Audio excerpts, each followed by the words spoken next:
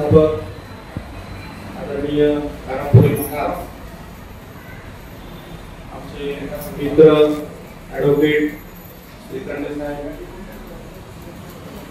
महाराजांचे सुपुत्र आणि श्रीखंडे साहेबांचे ज्युनियर यांनी अल्पावधीतच या ठिकाणी चांगलं वकिली क्षेत्रामध्ये नाव कमवलं असे ॲडव्होकेट कारापुरे.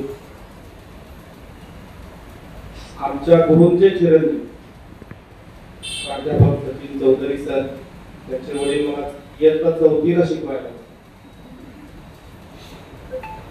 यशवंत पवार पत्रकार, सर्व उपस्थित बंधू भगिनी, सर्वप्रथम मी सोलापूर माझं सोलापूर या संस्थेच्या कार्याचा शुभारंभ या ठिकाणी महिन्यापूर्वी झाला आणि आजच्या मुहूर्तावर या ठिकाणी या संस्थेच्या पदाधिकाऱ्यांना पदभार देण्यात आला. त्याबद्दल मी मनापासून सर्वांचं अभिनंदन करतो आणि शुभेच्छा. मी जरी जिल्हा सरकारी वकील असलो तर मी सुद्धा एक चळवळीतला कार्यकर्ता. वयाच्या 5व्या वर्षापासून सामाजिक संघटनांमध्ये काम करतो आणि माजी महाराजांची ओळख जवळपास 30 ते 35 वर्षापूर्वीपासून आहे. महाराज महाराष्ट्र कामगार सेनेच्या माध्यमातून कामगारांसाठी आंदोलन करत होते. कामगारांसाठी त्यांनी त्यांचं आयुष्य वेचलेलं आहे. कामगारांचं कल्याण व्हावं, कामगारांना चांगली घरं मिळावी म्हणून त्यांनी एक चांगल्या पद्धतीचं काम त्या ठिकाणी उभं करून महाराष्ट्राला एक आदर्श घडवून दाखवून दिलेला आहे आणि त्याचा मी नेत्र साक्षीदार आहे. सोलापुरातील एकमेव कामगार चळवळीचा नेता कार्यकर्ता म्हणून ते बाळासाहेब ठाकरे पर्यंत ज्यांची झेप होती, हे बाळासाहेब स्वर्गीय बाळासाहेब ठाकरे हे महाराजांना नावानिशी फोन नंबरनिशी ओळखत होते आणि महाराजांचा फोन त्यांनी कधी उचलला नाही असं कधी झालं नाही.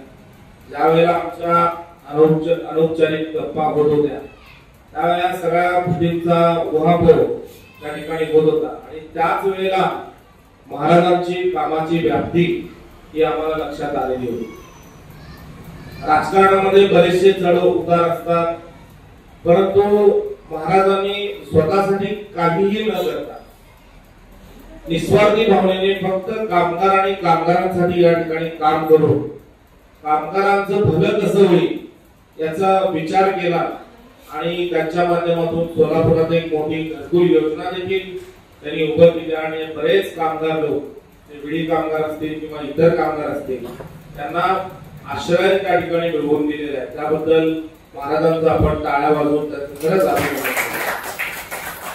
आज त्यांनी जी या ठिकाणी संस्था स्थापन केलेली आहे, मी सोलापूर माझं सोलापूर, खरंच सोलापूरसाठी काहीतरी करण्याची आवश्यकता आहे. राजकीय लोक या पद्धतीचं समाजकारण राजकारण करत असतात. म्हणावं तेवढं सामाजिक काम, समाजाच्या हिताचं काम, राष्ट्रहिताचं काम त्यांच्याकडून होत नाहीये. ते तुम्हाला आम्हाला आपण दैनंदिन जीवन जगत असताना दिसून येईल. बरेच सामाजिक संस्था पण या ठिकाणी स्थापन झालेल्या आहेत, ते सुद्धा समाजासाठी काम करत असतात. पण जसं मगाशी या ठिकाणी एका वक्त्याने सांगितलं की अनेक संस्था आहेत आणि आता पुन्हा ही संस्था काय करणार, परंतु मी या ठिकाणी आवर्जून सांगू इच्छितो, जेवढ्या संस्था आहेत त्यामध्ये महाराज त्या संस्थेमध्ये नाही आहेत, परंतु मी सोलापूर आणि माझं सोलापूर याच्यामध्ये महाराज या ठिकाणी लक्ष देऊन काम करणार आहे. त्यामुळे ही आगळी वेगळी संस्था त्या ठिकाणी असते. महाराजांचा सोलापूर बद्दल सखोल अभ्यास आहे. त्यांनी ज्यावेळेला प्रास्ताविक केलं तर सोलापूरमध्ये जवळपास 176च्या आसपास झोपडपट्ट्या, म्हणजे यांचा अभ्यासाची खोली किती मोठी आहे, सोलापूरचा किती सखोल अभ्यास केलेला आहे, सोलापूरसाठी काय आवश्यक आहे, काय दिलं पाहिजे सोलापूरकरांना, सोलापूरकरांची स्थिती उंचावण्यासाठी काय केलं पाहिजे याचा सखोल अभ्यास करून माझ्यामध्ये त्यांनी संस्था या ठिकाणी उघडलेली आहे. संस्थेचे पदाधिकारी देखील उगीच कुणाला तर पद द्यायचं व्यक्तींना या ठिकाणी या संघटनेचं पद देऊन एक संघटना किती मोठी आणि जबाबदार ते या ठिकाणी चांगलं उदाहरण महाराजांनी घालून दिलेलं आहे. आज या संघटनेचं एक छोटस रोपट या ठिकाणी स्थापन झालेलं जरी असलं तरी मला माहिती आहे की याची व्याप्ती अल्पावधीतच देशभरामध्ये होणार आणि सोलापूर हे उदाहरण असेल देशासमोर. आज मी सोलापूर माझं सोलापूर असं झालं तर उद्या पुण्यामध्ये सुद्धा मी पुणे आणि माझं पुणे असं होईल. शेजारचा धाराशिव जिल्हा आहे, मी धाराशिव आणि माझं धाराशिव असं निश्चितच होणार आहे. मी आज या ठिकाणी आवर्जून सांगू इच्छितो कारण या संस्थेचा संस्थापकच एवढ्या ताकदीचा आहे आणि असं सगळं संपूर्ण शहरामध्ये जिल्ह्यामध्ये देशातील सगळं वातावरण निर्माण होईल. आणि जसं अण्णा हजारेंनी माहितीचा अधिकाराचा कायदा सुरुवातीला महाराष्ट्रात आणला आणि नंतर तो देशभर लागू झाला, तसं आज जरी महाराजांनी ही संस्था सोलापूरसाठी स्थापन केलेली असेल तर उद्या या संस्थेचं कार्य हे लवकरच देशभरामध्ये होईल आणि त्याचं नेतृत्व महाराजांना करायला मिळेल. तर मी मनापासून या ठिकाणी संस्थेला शुभेच्छा देतो.